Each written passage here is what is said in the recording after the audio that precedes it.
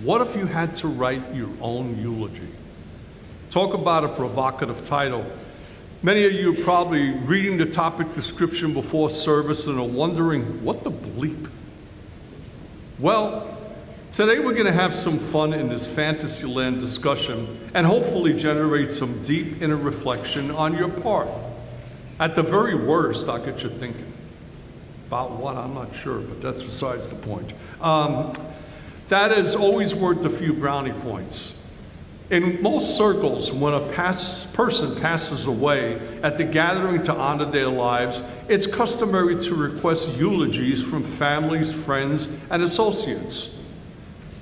In case there is anyone here who does not really know what a eulogy is, it is a soliloquy of sorts at either a funeral service or a life celebration, whatever the cultural custom is to honor or to celebrate a person's existence.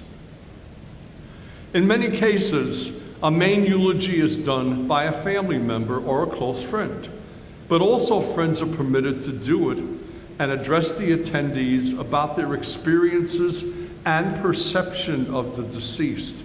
So in a way, there can be many eulogies for the same person. Again, it just depends on what is the tradition of the person who passed and how his life or her life is honored. So with that out of the way, let us proceed down the trail of this fantasy scenario. So let us turn this around some. What if instead, hearing other people's opinions of you, what if you had to write your own eulogy? Now, wouldn't that be interesting? What would you say? Never thought about it, right? Well, let's start thinking. That's the fun part. After all, it should be the truth, as it will be memorialized in everyone's memories of you forever. Would you express it as a modest rendering of your lives and accomplishments, what you meant to people, or would you express it in a boisterous, novel way about the person that walked on water, that was loved and adored and admired by everyone, and who will be sorely missed? Will it be written from a confident, self-assured perspective, or from a somewhat reserved approach, not really having a high degree of self-worth and probably taking yourself for granted? Now, I'll bet you never hear the words taking for granted said in this manner. But remember, this is our fantasy, and we just turn the world inside out. So we're going to do it the way we want to do it.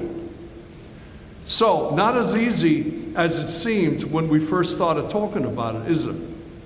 Inner reflection without rationalization never is, but now is your chance. Going through this process can be very revealing of your true personality, yourself, and your self-worth. Your view of yourself through the eyes of the person who knew you the best, you. So, by now you're wondering, why on earth is Bob talking about this topic? Well, after all, some may think it's a morbid subject. Well, yes, that could be the opinion of death, passing, transition, kicking the bucket, or whatever we choose to call it. But I would prefer to say this is a last shot revelation. It can be liberating and refreshing as you try and objectively as possible portray to others who you were and what you meant to others in this world.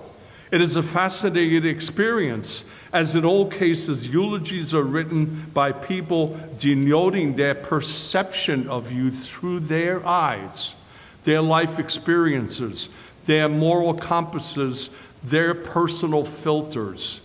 Therefore, there is room for a lot of variation. In fact, wouldn't it be fun if after hearing all these perceptions from you, from various people in your life, you would get one last rebuttal, like in a courtroom, to either agree or try and rebuke their interpretations of you? After all, we're engaging in a fantasy, so anything goes. So at this point in the talk, I had thought about doing a mock-up eulogy for myself, reading it out loud, and kind of giving everybody pointers. But that would be too easy and would not serve any purpose at all. But what I will challenge you to do on your own time, maybe with a family member, a friend, a spouse, or significant other, is to have each of you write a eulogy about you.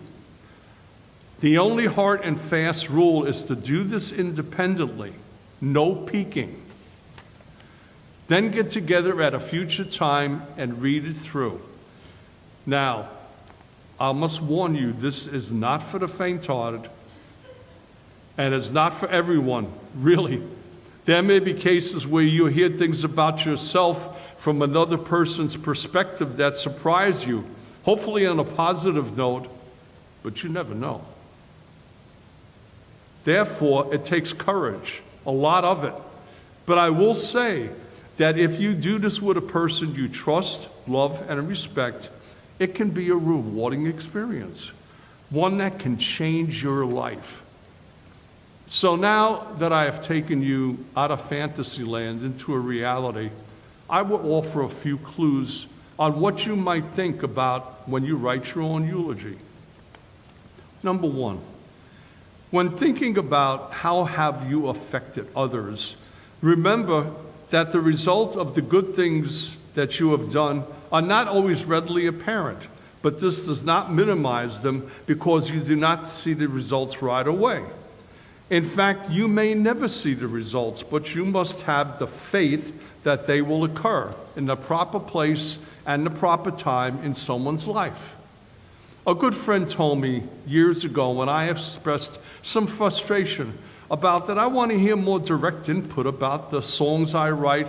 What difference do they make in people's lives? He said, remember, Bob, every person hears and filters your words in a different way. To some, it makes immediate impact to the point where they'll rush up to you after performance and say how they related to the words, how it made them think. He continued by saying, treasure these moments as they are rare, as most people do not digest things that fast. The words or messages of your song may stay in their psyche only to be regenerated years later by a situation or something that reminded them as to what you said. It may then make a positive difference in their lives because at that juncture of their life's existence, they were ready to receive it. Let me repeat that. They were ready to receive it.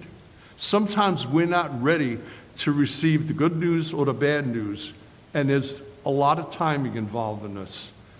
Also, they may tell you another person, a friend of theirs, heard your words and a similar scenario played out with them. So, Bob, you have to know deep in your heart that the words are beneficial and will make a positive difference, but don't expect it to be laid out in front of you. Life just doesn't work like that. So the bottom line to the story, when you are trying to put into writing what you have meant to others through your deeds, love, personality, encouragement, remember it was good enough that you tried. This is a reflection of who you really were. Number two, do not be afraid to give yourself a pat on the back. Some of us, unfortunately, have a feeling of low self-worth about themselves. Sometimes that lasts through a lifetime. Nevertheless, in writing of your own eulogy, this is the time to toot your own horn. All of the self-sacrificing things you did for others, your family, for your children, they are worth acknowledging. As of all, this is the last time anybody's going to be talking about you, that you want to hear about anyway. Your value to your life, your family, your community, as a role model also at this point should not be minimized. I am now starting to sound like a person who brags about everything they did, but do not take yourself for granted. You were a gift to the world, and now is the time to express it. At this point, I hope I have given you something to think about, and it's certainly an exercise of self-reflection, which is not always a good thing, admittedly not always easy, but always, always in the long run, a good thing.